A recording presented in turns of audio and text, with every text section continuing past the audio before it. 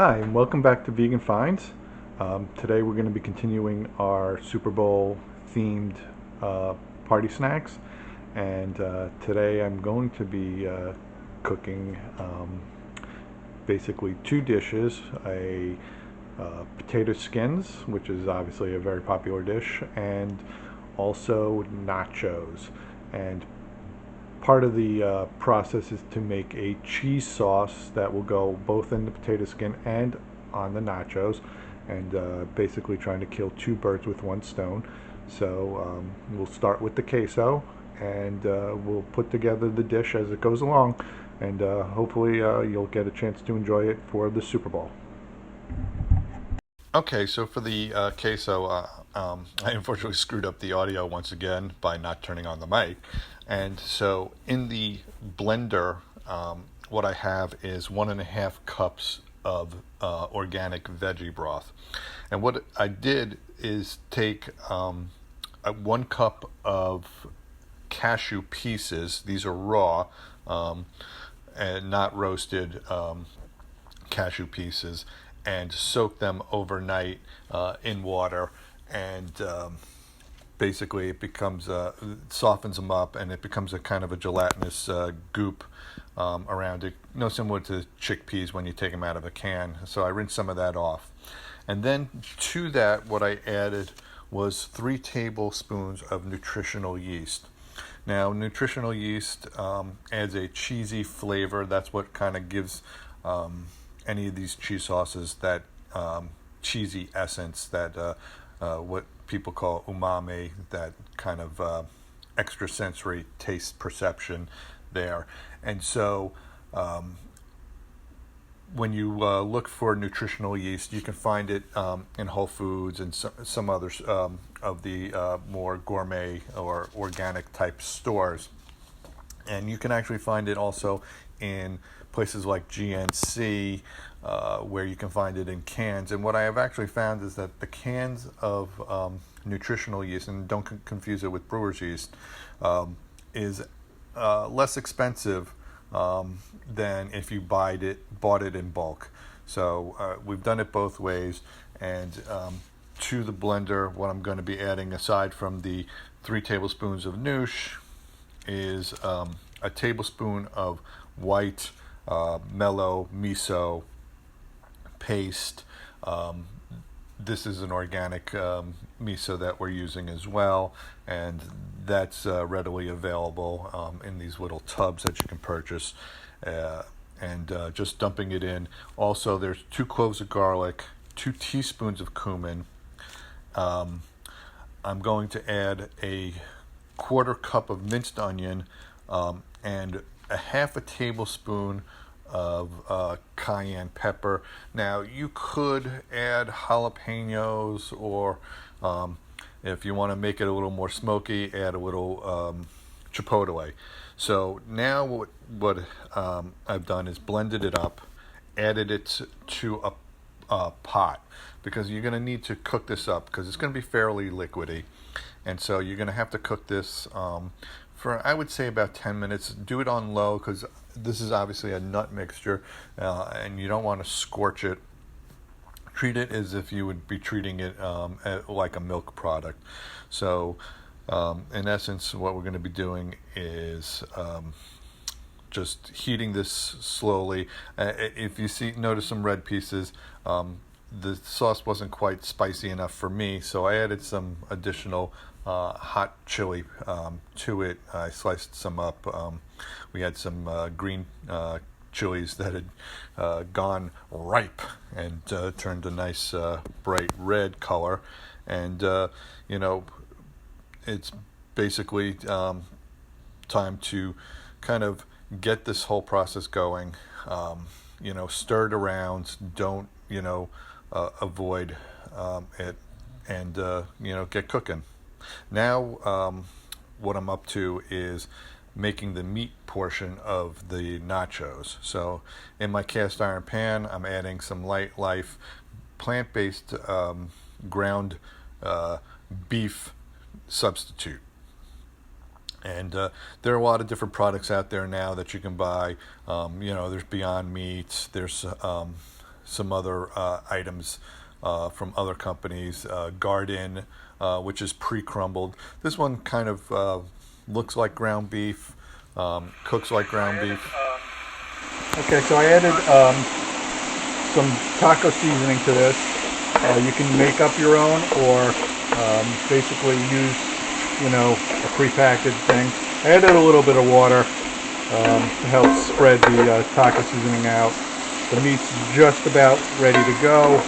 I have the broiler set for stun, so to speak, and what I'm going to do is I'm going to start putting this together in a few minutes, and you'll see what it looks like when it's ready to go into the oven.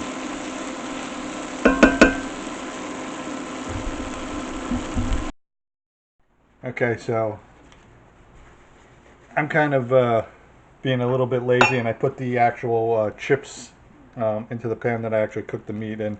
I'm going to distribute the cooked vegan ground beef into the pan, and then we're going to start layering on some of the other things that we want to add.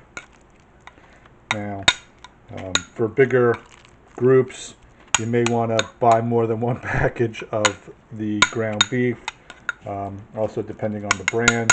Some packages are bigger than others. This is just happened to be the one that the store carried. I've seen Beyond Meat. There's a couple out there now, so you have a little bit of variety.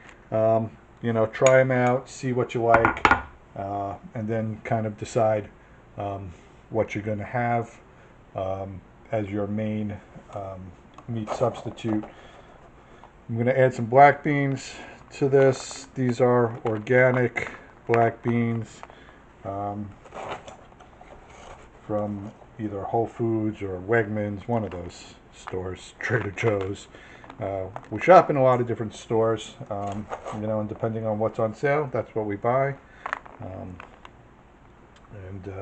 Next up is going to be the queso cheese. Okay, so now I'm going to add some of the queso that we made. You get quite a bit out of this, so depending on how much you like on there. I don't like my chips to get too soggy, so I kind of sprinkle it over the meat and the beans part while trying to leave the chips a little bit dry. You can set out a bowl of the queso, so if people want to add more, they certainly can. And the last step is to add the vegan cheese. So we're going to add the vegan cheese. We are using Daiya cheddar style shreds. They're dairy-free and soy-free, and a good source of calcium according to the package. So we're going to spread this on. Now, when you're using vegan cheese, despite what a lot of the pictures show and what sometimes the advertising shows, it doesn't always melt as well as you would expect or hope. Certainly this picture looks very melty. I'm going to say if it comes out half as melty as the picture, we're doing good. So I'm going to pop this into the under the broiler, let the cheese melt as best as it will, and then show you the finished product. Okay, so moving on to the vegan potato skins. Basically, I microwaved 2 large potatoes. It's better off if you actually bake them, but I didn't have time to, so if you're pressed for time, microwave them, and basically scoop out some of the potato, put it into a bowl nearby, because you're going to use this, because there's no point in wasting it, right? So I'm going to scoop these out, and then I'm going to show you what the next steps are. So if you bear with me, we will get to the next steps. Meanwhile, our nachos are starting to toast up as we speak, and I shall return in a moment. Okay, so here you have the final product. As you can see, the cheese actually melted a little bit better than it usually does. So maybe the key is to put it into the broiler under high heat for a few minutes, and then you know, it's time to dig in. We'll be back in a little bit to finish off some potato skins for you. Okay, so here's screw up part 2. Anyway, I've scooped out the portion of the potatoes and put that into a bowl. And to that, I added about a cup of queso and mixed it up, kind of almost like a pseudo mashed potato mix. And now I'm going to be putting that back into our cut in half potato skins. So you can see I started with 2 big baked potatoes, and now I have 8 potato skins. So you get quite a lot, depending on the size of the potatoes. It's a fairly quick process. The longest part is basically if you're baking them in the oven. It's going to take a while for a really big potato. That's why I like kind of the microwave, because I know I'm going to be cooking these again. I'm going to be putting them on the broiler, so the skin's going to get crispy anyway. So, why waste that extra amount of time having the oven on when a microwave does a sufficient job of actually cooking a potato. So you can see I got some little extra hot chili pepper in there, and now it's time to add the other ingredients, to which I'm adding some bacon bits. As you can see, bacon pieces from McCormick. They're made out of soy, I believe. No, wait, are they made out of soy? Let me check that because I don't want to misspeak, but I'm adding them to the thing. Yep, they're made out of soy. So adding that to the potato skins, and then I'm going to add the additional Daiya cheddar style shredded vegan cheese to that. So as I'm struggling with the package, you're gonna have to pardon me. So anyway, so I'm continuing to add the soy cheese to this. I have the broiler already heating up, so considering I just made nachos, it shouldn't take too long to heat them up. You're gonna obviously put these onto a cookie sheet and put them into a broiler, and basically it's the same deal as with the nachos. Wait till they're cooked.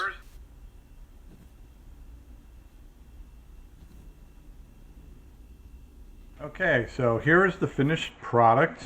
As you can see, the cheese is melted better on some than on others, and I'm gonna just take a bite and I'll tell you how it is. I'm sure it's delicious, but you may notice during the video that there's some audio issues, and that's because I forgot to turn on the mic a couple times while making this.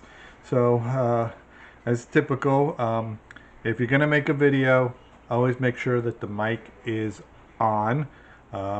If you like the videos, please subscribe, hit the like, and hit the little bell so you can get the notifications when our new videos are out. I'm gonna taste it right now.